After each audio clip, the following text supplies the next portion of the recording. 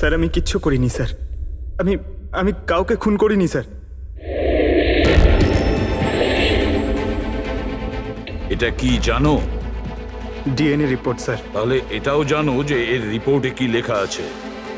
আর তারপরেও তুমি চাইছো যে আমি মেনে নেব যে তুমি কোনো দোষ করনি, তুমি দোষী নও। স্যার স্যার আপনি আমাদের শিখিয়েছেন সত্যের থেকে বড় এই পৃথিবীতে আর কিচ্ছু নেই স্যার।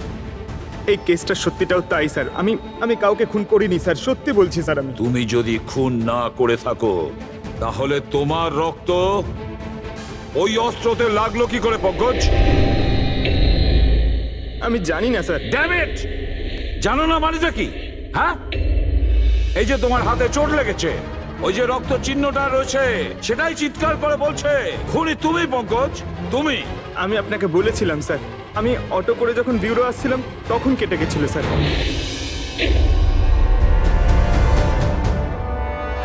স্যার এটাও তো হতে পারে যে কেউ পঙ্কজকে ফাঁসানোর চেষ্টা করছে। পঙ্কজ যে লোকটা তোমার হাত কেটেছিল হয়তো সেই তোমার রক্তের স্যাম্পল নিয়ে গেছে ক্রাইম সিনে রাখার জন্য। স্যার না স্যার, স্যাম্পল ছিল না ওর কাছে। ও যখন আমার হাত কেটেছিল তখন সঙ্গে সঙ্গে রক্ত বেরোয়নি স্যার। ও চলে যাবার পর আমার রক্ত বেরিয়েছিল। ওর কাছে আমার স্যাম্পল থাকতেই পারে না স্যার। যদি তোমার রক্ত কেউ না নিয়ে থাকে তাহলে তোমার রক্ত ক্রাইম সিনে শুধু একটা কারণেই যেতে পারে পঙ্কজ, আর সেটা তখনই যখন তুমি ওখানে খুন করতে গিয়েছিলে। স্যার এ তো অদ্ভুত ব্যাপার। স্যার পঙ্কজ যদি মিথ্যে বলতো, আমাদের বিভ্রান্ত করতে চাইতো, তাহলে তো বলতেই পারতো যে ওর স্যাম্পল কেউ নিয়ে চলে গেছে, কিন্তু ও আমাদের সত্যি বলল। তাহলে ওর সত্যির কি কোনো দাম নেই স্যার? হ্যাঁ অভিজিৎ, সত্যির অনেক দাম আছে, কিন্তু আপাতত এই কেসের একটাই সত্যি, এই খুনের একজনই সাসপেক্ট, আর সে হলো পঙ্কজ।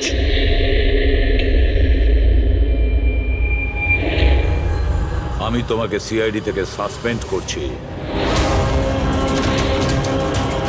স্যার স্যার আমার কথা বিশ্বাস করুন, আমি কিচ্ছু করিনি। আমি খুন করিনি, আমি আমার বাবার দিব্যি করে বলছি স্যার। তোমার গান আর ব্যাচ। স্যার, একজন ছেলে তার বাবার শ্রাদ্ধের দিন কিভাবে তার মিথ্যে দিব্যি কাটতে পারে স্যার? আমি তোমাকে জিজ্ঞেস করিনি ফেডরিক। গান আর ব্যাচ।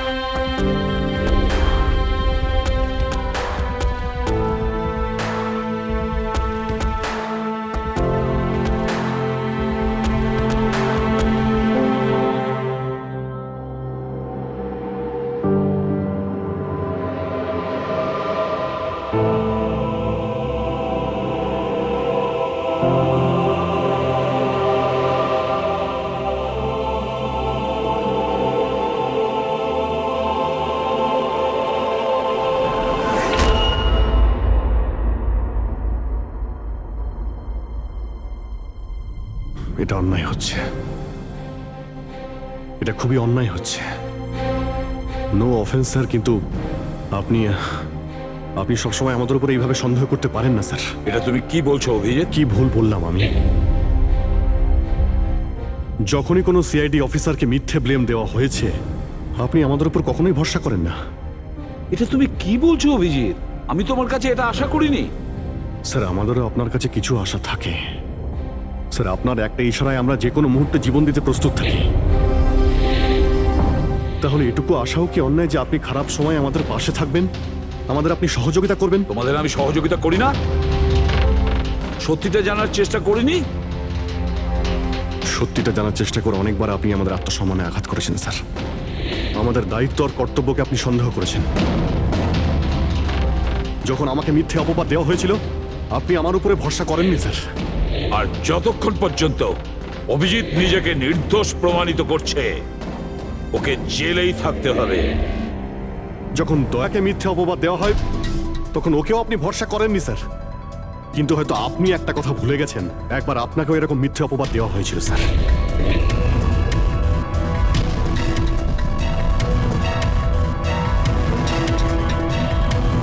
সেই মুহূর্তে আমাদের মধ্যে কেউ আপনাকে সন্দেহ করেনি। আমরা শক্ত দেওয়াল হয়ে আপনার সামনে দাঁড়িয়েছিলাম স্যার, যাতে আপনাকে কেউ ক্ষতি করতে না পারে। তাহলে আমাদের খারাপ সময় কি আপনি আমাদের পাশে দাঁড়াতে পারেন না? অভিজিৎ কোনো অপরাধীর থেকেও বিপজ্জনক একজন ইমোশনাল সিআইডি অফিসার। তুমি ইমোশনাল হয়ে যাচ্ছ অভিজিৎ। আমি তোমাকে এই কেস থেকে সরিয়ে দিলাম।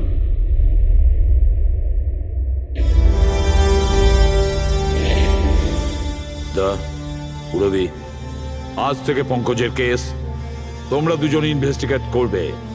শুধু শুধু তোমরা দুজনে। ঠিক আছে স্যার।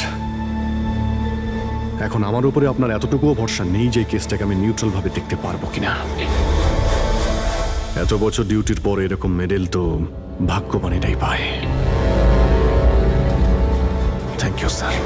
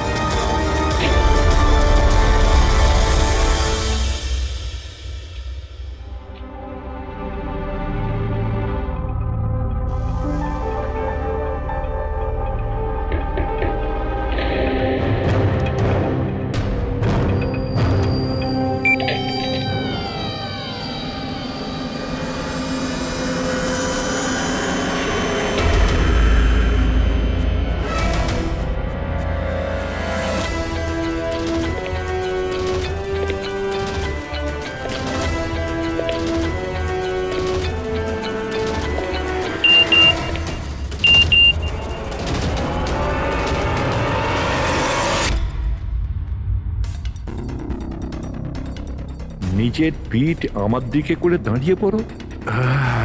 চলো এটাও করে দেখে নি।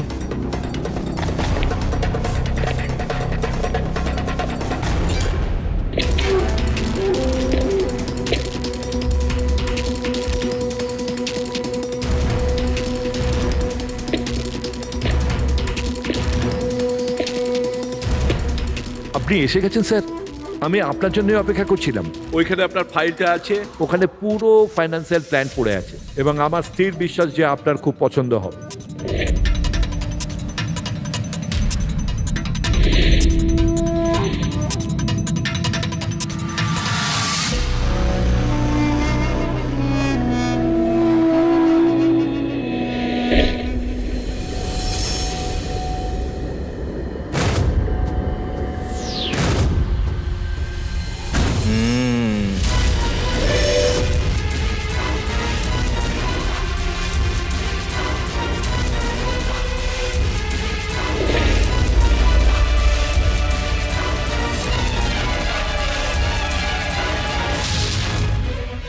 আরে এ তো নকল।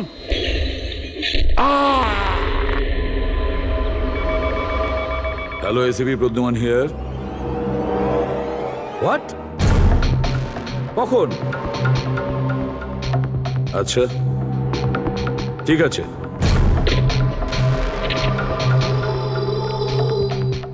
দয়া, অভিজিৎ, বিক্রম বিজয় খুন হয়েছে। বিক্রম বিজয় মানে ওই কেলেঙ্কারি কেসের? হ্যাঁ হ্যাঁ, ওই বিক্রম বিজয় আজও আইনকে ফাঁকি দিয়ে পালাচ্ছিল, আর আজই ও খুন হয়েছে ওরই বাড়িতে। একদিন না একদিন তো এটা হওয়ারই কথা ছিল স্যার, এত শত্রুও পুষেছে ঘরের মধ্যে। Sir I am really sorry sir, একটু লেট হয়ে গেলাম। কি ব্যাপার পঙ্কজ, কোথায় ছিলে তুমি? স্যার আসলে বাবার শ্রাদ্ধ ছিল আজ, তাই মন্দিরে গেছিলাম পুজো দিতে। ঠিক আছে, আর এটা হাতে কি হয়েছে? আরে স্যার আসতে গিয়ে লেগে গেল, তেমন কিছু না, খুব বেশি লাগেনি স্যার। ঠিক আছে, তৈরি হয়ে নাও, একটা মার্ডার কেস এসেছে। আর শোনো,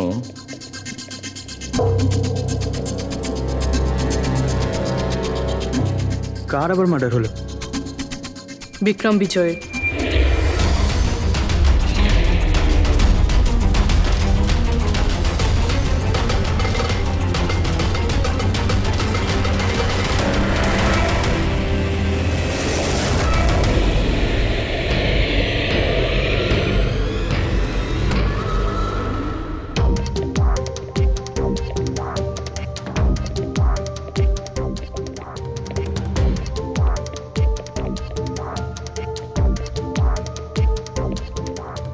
সিআইডি? হ্যাঁ, স্যার আমি গোপাল, বিক্রম স্যারের ম্যানেজার। এই তিনজন কারা? এ মোহিত, বিশাল আর ও হলো রাঘব, এরা স্যারের সিকিউরিটি গার্ডস। ও, আর ইনি? ইনি বিক্রম স্যারের ওয়াইফ মধু ম্যাডাম, আর বাকিরা সব স্টাফ। বডি কোথায়? স্যার বডি ভেতরে আছে। এই ঘাড়ে আঘাত করেছে আর পেট আর বুকেও মেরেছে। খুনি এটা শিওর হতে চেয়েছিল যে কোনোভাবেই যেন এ বেঁচে না যায়।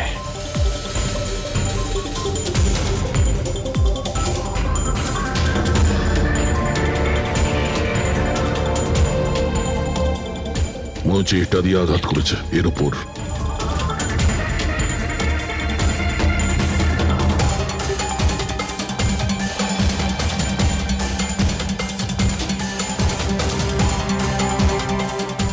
বিক্রমের ফোনে শেষ মেসেজটা কোনো আননোন নাম্বার থেকে এসেছিল।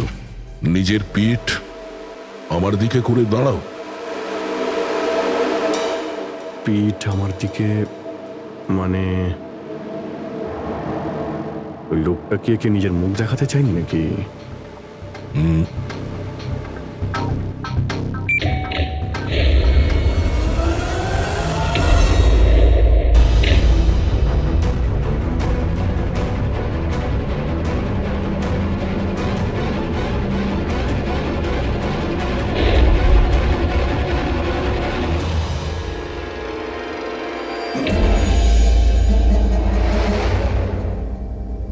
এই দেখুন স্যার, ফুলদানি থেকে আমি কি পেয়েছি, অডিও রেকর্ডিং ডিভাইস।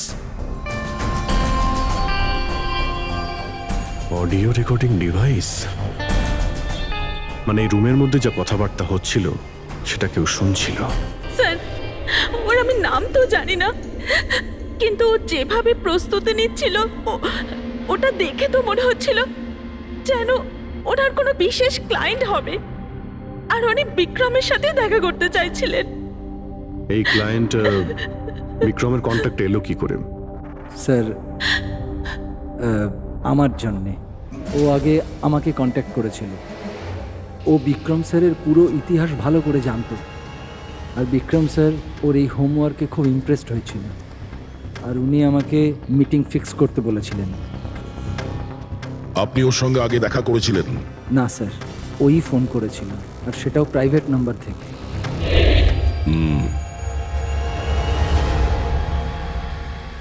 তাহলে আপনারা মিটিং এর আগে সবকিছু দেখে নিয়েছিলেন? হ্যাঁ হ্যাঁ স্যার। ওই রুমটা খুব ভালো করে চেক করে নিয়েছিলেন তো? হ্যাঁ। তাহলে এই অডিওর রেকর্ডিং ডিভাইস এটা রুমের মধ্যে এলো কি করে?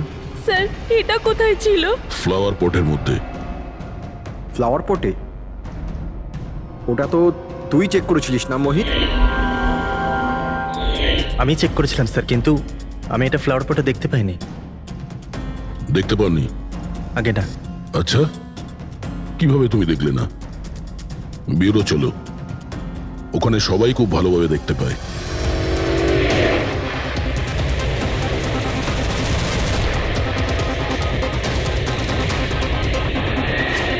মোহিতের উপর নজর রাখবে। গুলি চালাবে না। কৈলাস স্যার, আপনি? কে ইনি? ইনি সিবিআই অফিসার কৈলাস বাবু। কেমন আছেন স্যার? দারুণ। কি ব্যাপার স্যার, হঠাৎ করে আপনি আমাদের রাস্তা আটকে দিলেন? অভিজিৎ আমার ওই লোকটাকে চাই যে তোমাদের সিআইডির গাড়িতে বসে আছে। মোহিত? ও ও আমাদের অপরাধী স্যার, ওকে আমরা ব্যুরোতে নিয়ে যাচ্ছি ইন্টারোগেট করার না জন্য। অভিজিৎ, ও অপরাধী নয়, ও একজন সিবিআই অফিসার। কি বলছেন আপনি? এই মোহিত সিবিআই অফিসার? কিন্তু স্যার, এ তো ওই বিক্রমের ওখানে গার্ডের চাকরি করছিল। দেখাবার জন্য, সত্যিটাকে লুকোবার জন্য। কিরকম সত্যি স্যার? মোহিত একজন আন্ডার কভার। ও আমার কথাতেই ওখানে ডিউটি করছিল, আর আমার কথাতেই ও বিক্রমের ওখানে রেকর্ডিং ডিভাইসটা লাগিয়েছিল। আর এই কারণে কিছুই বলতে হচ্ছিল না।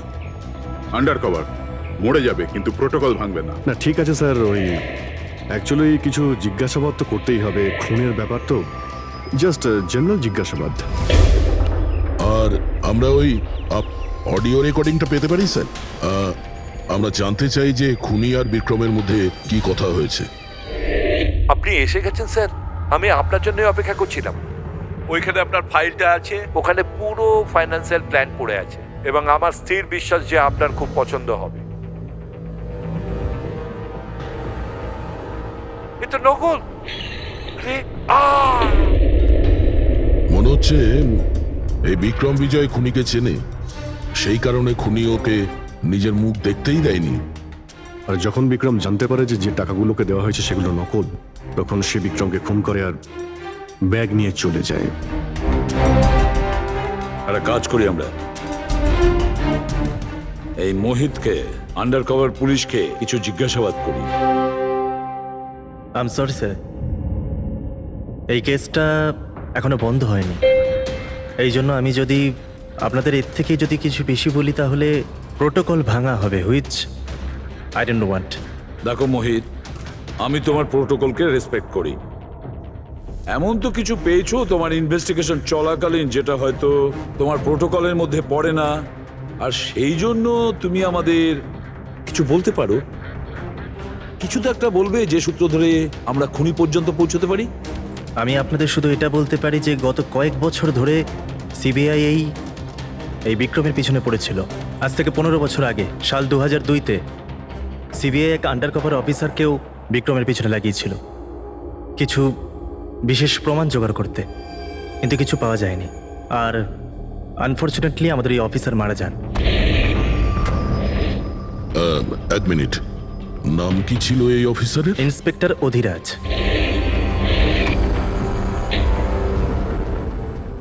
ইন্সপেক্টর অধিরাজ? এই বোতলে যে রক্তটা আছে, এই রক্তে বিক্রমের ডিএনএ ছাড়াও অন্য কারো ডিএনএ আছে। বিক্রমের ডিএনএ ছাড়াও অন্য কারো ডিএনএ আছে? তুমি বলতে চাইছো অন্য কেউ ছিল? কে ছিল সালুকে? ক্রিমিনাল ডাটাবেসের সঙ্গে কম্পেয়ার করে দেখেছিলে, ম্যাচ করে দেখেছিলে তুমি? তার দরকার পড়েনি। প্রয়োজন ছিল না কি বলছো সালুকে? সেটা কার ডিএনএ? ওই ডিএনএ হ্যাঁ, পঙ্কজের। হোয়াট? ওই ডিএনএ পঙ্কজের? আমাদের পঙ্কজের? আমাদের পঙ্কজের। এটা কি করে হতে পারে? সিআইডি অফিসার হলো পঙ্কজ। সিআইডি অফিসার পঙ্কজ খুন করতে পারে? আমাদের একজন অফিসার খুনি? কিন্তু স্যার, পঙ্কজ কেন খুন করতে যাবে? সেটাই তো, সিআইডি অফিসার কেন খুন করতে যাবে? স্যার, বিক্রমের বাড়ির থেকে 1 কিলোমিটার দূরে পুলিশ একটা বেবারিশ মোটরসাইকেল পেয়েছে স্যার। কার মোটরসাইকেল ছিল ওটা? স্যার, ও পঙ্কজের ওটা।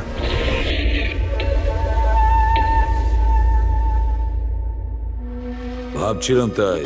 তার মানে পঙ্কজের বাইকটা পাওয়া গেল ওখানে, আর আপনাদের কারুর অবাক লাগলো না? ফ্রেডি, বিক্রম বিজয় যে মারা গেছে আজ 15 বছর আগে, অধিরাজ বাবু পঙ্কজের বাবা একটা আন্ডার কভার কব বডিগার্ড সেজে বিক্রম বিজয়ের বিরুদ্ধে প্রমাণ জোগাড় করছিল, আর সেই কারণে ও মারাও গেছে। তার মানে স্যার পঙ্কজ এটা ভাবে যে পঙ্কজের বাবার মৃত্যুর পিছনে এই বিক্রম বিজয়ের হাত রয়েছে, আর এই জন্য ওর বাবার মৃত্যুর প্রতিশোধ নেবার জন্য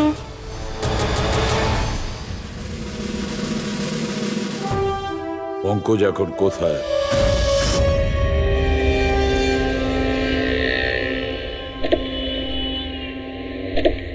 আরে স্যার, আপনারা?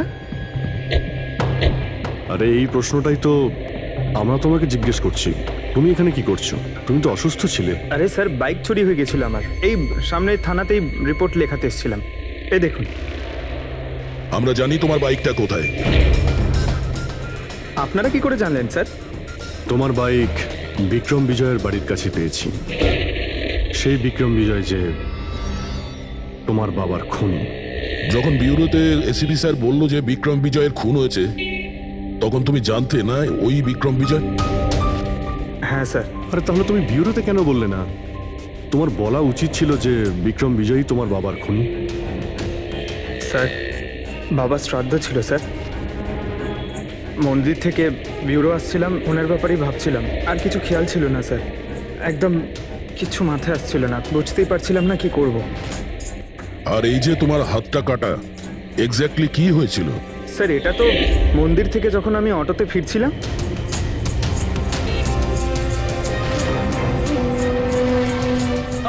কি হলো স্যার? তাহলে একজন অচেনা লোক আঘাত করে চলে গেল, হ্যাঁ? এমনি অকারণে? স্যার আমি জানি বিশ্বাস করাটা একটু কঠিন, কিন্তু এটাই সত্যি। আচ্ছা পঙ্কজ, তুমি সবসময় তো বাইকে করে বিউরোতে আসতে, হঠাৎ তুমি অটো করে কেন এলে? হঠাৎ করে না স্যার, আমার বাইক তো দুদিন ধরে খারাপ হয়ে রয়েছে। তাহলে তোমার খারাপ হয়ে যাওয়া বাইকটাকেও নিয়ে গেল, সে ওটাকে রিপেয়ার করলো, আর ঠিক হয়ে যাওয়ার পর ওটাকে একটা ফাঁকা জায়গায় ফেলে দিয়ে এলো, তাও কাকতালীয় ভাবে এমন একজনের বাড়িতে ফেলে দিয়ে এলো যার আজই খুন হয়েছে, আর যে তোমার বাবার খুনিও। স্যার, আপনারা আমাকে সন্দেহ করছেন? আপনাদের মনে হচ্ছে ওই বিক্রম বিজয়কে আমি মেরেছি?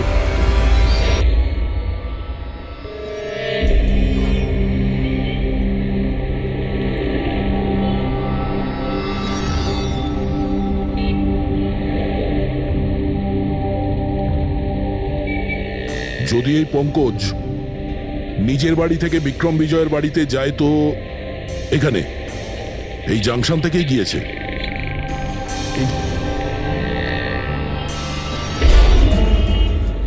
স্যার সিগন্যালে সিসিটিভি ক্যামেরা রয়েছে। এই সিসিটিভি ক্যামেরার ফুটেজ থেকেই আমরা জানতে পারবো যে পঙ্কজ ওই বাইকে করে এখান থেকে গিয়েছিল নাকি ওটা অন্য কেউ ছিল।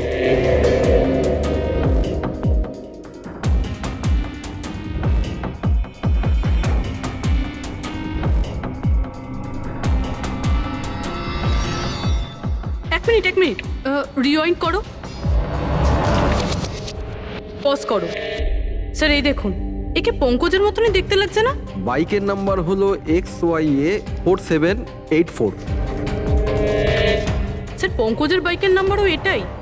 পুরবি, এই পঙ্কজ এতটা তো ভুল করবে না যে একটা অপরাধ করতে যাওয়ার আগে রাস্তায় আর একটা অপরাধ করবে, সিগন্যাল ভাঙা। নিশ্চয়ই কেউ আছে যে পঙ্কজকে ফাঁসাতে চাইছে, আর সেই কারণেই ও সিগন্যালটা ভেঙেছে, যাতে আমাদের যে সন্দেহটা আছে পঙ্কজের উপর ওটা আরো মজবুত হয়।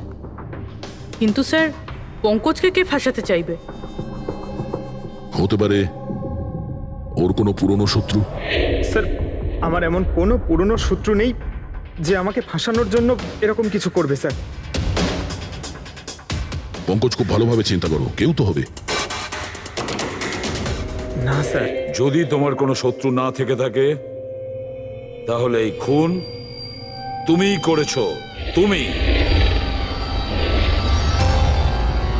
নিজের বাবার মৃত্যুর প্রতিশোধ নিয়েছো তুমি, আর সেটাও ওনার মৃত্যুবার্ষিকীতে। স্যার, আমার প্রতিশোধ নেবার কোনো মেন্টালিটি নেই স্যার।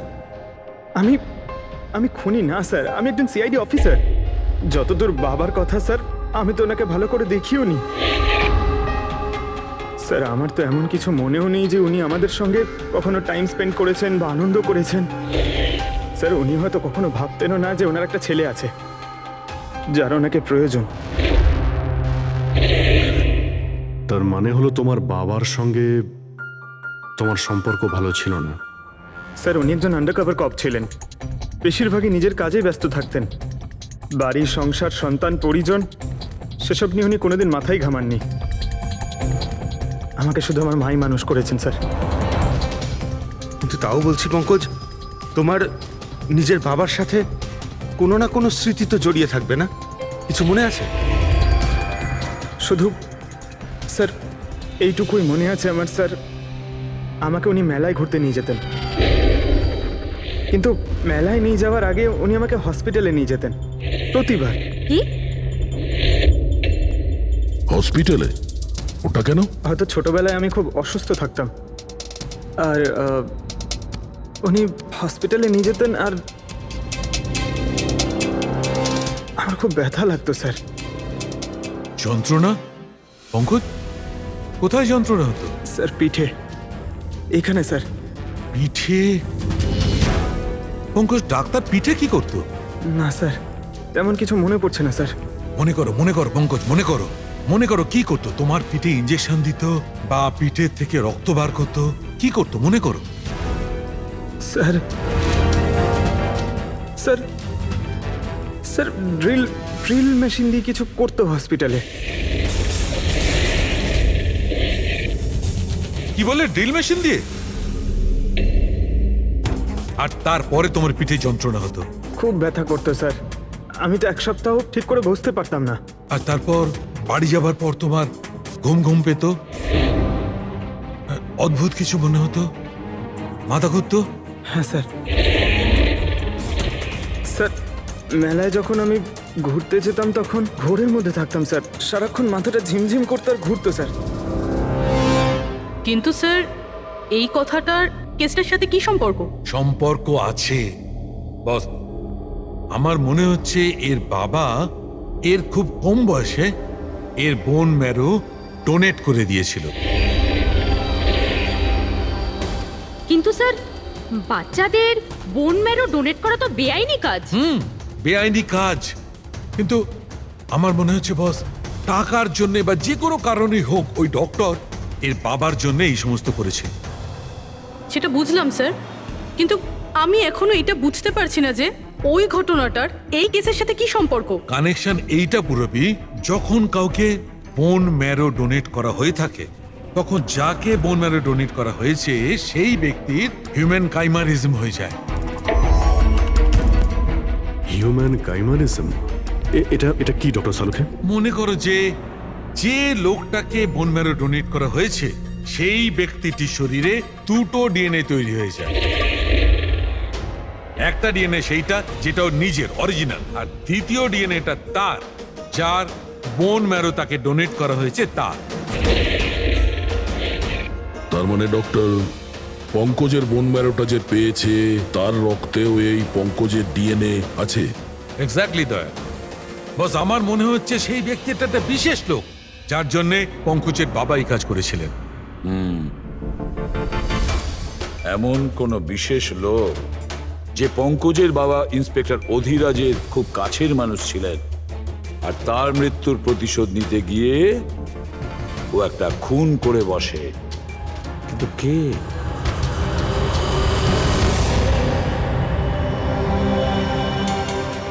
দয়া। Hi sir. Hello Abhijit. Hi Daya. Hello. Good. Sorry, আপনাকে এরকম একটা জায়গাতে ডেকে আনতে হলো। অভিজিৎ, যে ইনফরমেশন তোমার দরকার ছিল সেটা না সিআইডি অফিসে দেওয়া যেত না আমার অফিসে? থ্যাংক ইউ স্যার আমাদের সাহায্য করার জন্য। স্যার পঙ্কজ একজন সৎ অফিসার, আর যদি আপনার সাহায্যকে আমরা নিরাপরাধ প্রমাণ করতে পারি। অভিজিৎ, তোমার মনে আছে এক বিপজ্জনক অপরাধী ছিল রাকা, তাকে ধরতে তুমি আমাকে সাহায্য করেছিলে। তা ধরে নাও আমি সেটারই ঋণ মেটাচ্ছি। এসব আপনি কি বলছেন স্যার? অ্যাকচুয়ালি আমাদের পঙ্কজের বাবা ইন্সপেক্টর অধিরাজের ব্যাপারে কিছু ইনফরমেশন চাই, যতটা আপনি দিতে পারবেন। আপনি কাজ করেছেন না ইন্সপেক্টর অধিরাজের সঙ্গে? হ্যাঁ দয়া, অধিরাজ খুবই সৎ ইন্সপেক্টর ছিল আর সাহসীও।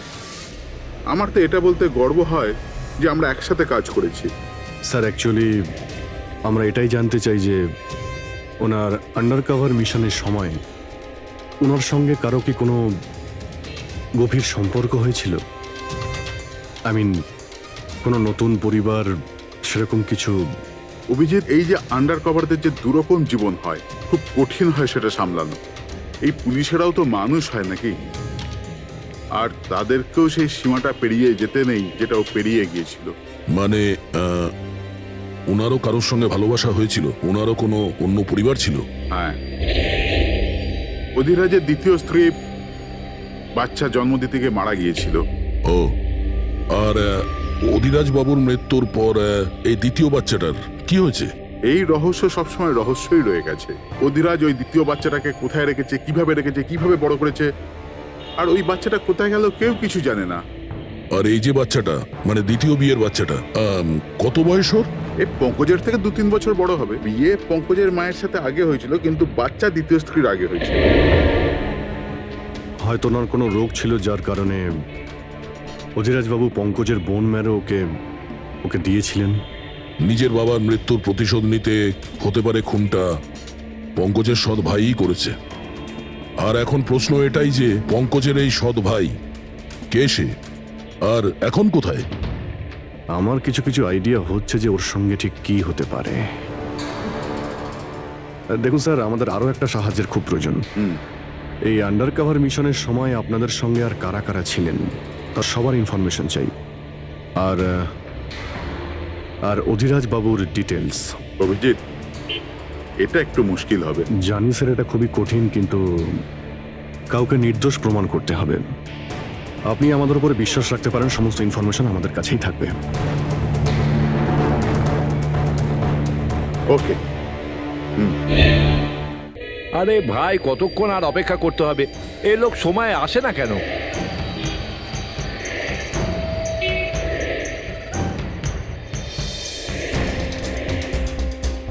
আরে ভাই, আধ ঘন্টা ধরে অপেক্ষা করছি।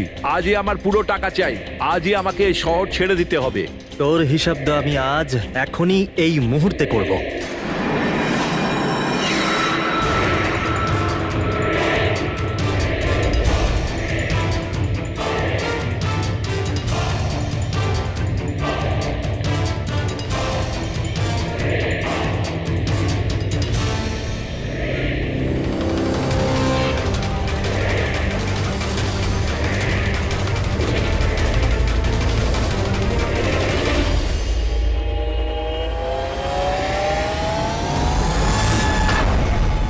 তোর অ্যাকাউন্ট সিআইডি বন্ধ করবে।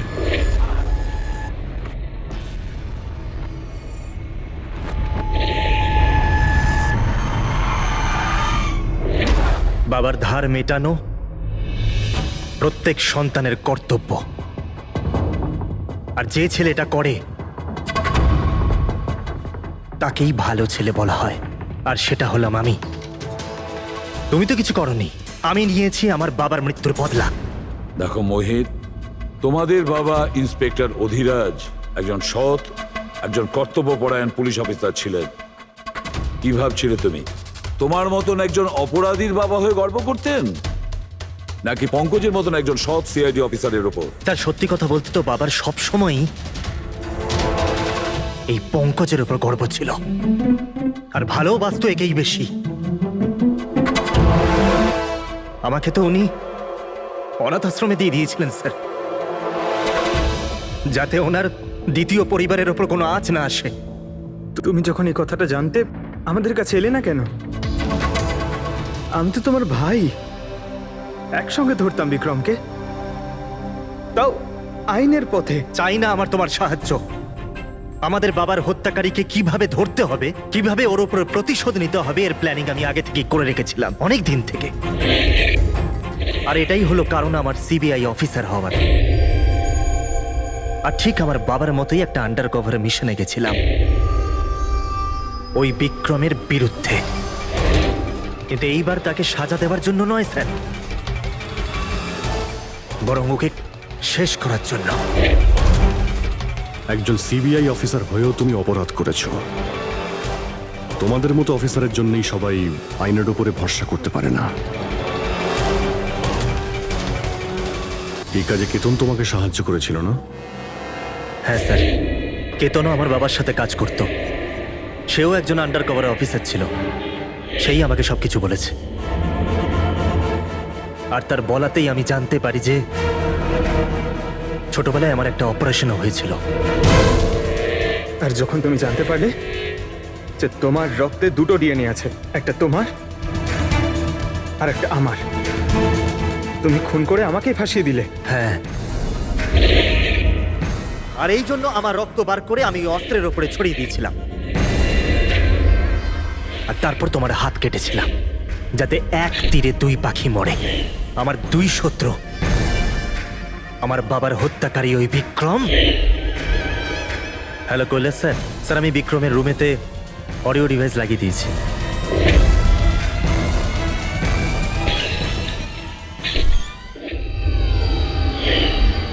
আর তুমি আমাকে এত ঘৃণা করার কারণ কি ভাই? কেন করবো না বলো তো?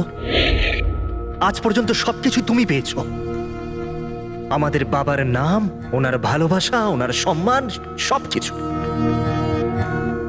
আর দুঃখের বিষয় তো এটা যে এত কিছু পাওয়ার পরেও তোমার এতটুকু হুঁশ ছিল না যে আমাদের বাবার হত্যাকারী কে। স্যার, আজকে যদি আমি না হতাম তাহলে আমাদের বাবার হত্যাকারী আজও বেঁচে থাকতো এবং ঘুরে বেড়াতো। আর তুমি কি পেলে মোহিত? জেল? আর খুন করে তোমার বাবা কি পেল মরার পরে? লজ্জা? স্যার, একটা প্রশ্ন করতে পারি আপনাকে? আপনারা আমার কাছে পৌঁছলেন কি করে? কারণ আমি এতটুকুও ভুল করিনি সমস্ত প্রমাণ পঙ্কজের বিরুদ্ধে করতে। সেটা তো আমরা জানতাম যে পঙ্কজ এ কাজ কোনোদিন করতে পারে না। আর বাকি রইল তোমার অবধি পৌঁছানোর। যখন আমরা দুটো ডিএনএর খোঁজ পেলাম, আমরা তোমার বাবা ইন্সপেক্টর অধিরাজের ব্যাকগ্রাউন্ড চেক করলাম। সেখান থেকেই আমরা জানতে পারি যে ওনার আরো একজন ছেলে আছে, তুমি। ব্যাস, আমরা সেই ছেলের ঠিকুজি খুঁজে বার করলাম তোমার। আর পুরো ব্যাপারটা ছবির মতন পরিষ্কার। অনেক ভুল করেছো তুমি মোহিত, মস্ত বড় ভুল করেছো। আইন তোমাকে কঠোর থেকে কঠোরতম শাস্তি দেবে। হয়তো যাবজ্জীবন জেল, না হলে ফাঁসি।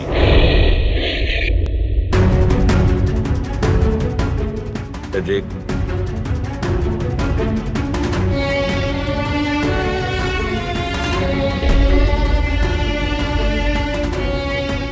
সরি স্যার,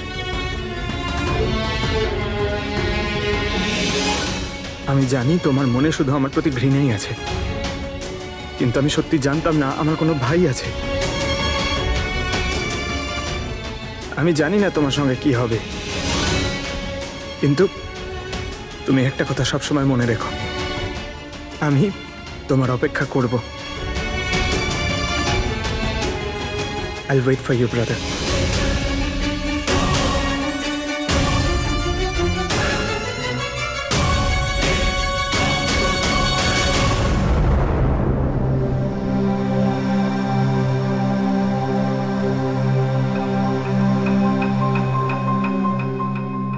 পঙ্কজ, দেখো, তোমার যে ভালো দিকটা আছে না, সেটা কিন্তু বাঁচিয়ে রাখবে খুব ভালো করে। Welcome back to CID. Thank you sir. Sir, I am sorry sir. আপনি ঠিকই বলছিলেন। ইমোশনাল হয়ে আমি স্যার একটু বেশি বলে ফেলেছি। I am sorry. দেখো অভিজিৎ, তোমরা সবাই আমার কাছে শুধু সিআইডি অফিসার নও, তোমরা আমার গর্ব, আমার আত্মবিশ্বাস, তোমরা আমার শক্তি। তোমরা আর এসিবি প্রদ্যুমান আজ পর্যন্ত নিজের শক্তিকে সন্দেহ করেনি, না কোনোদিন করবে। সময় তো সব সময়ই মানুষের পরীক্ষা নেয়, কিন্তু কর্তব্যের পথে চলার সময় যদি নিজের সন্তানের ওপরেও গুলি চালাতে হয়, আমাদের হাত যেন না কাঁপে।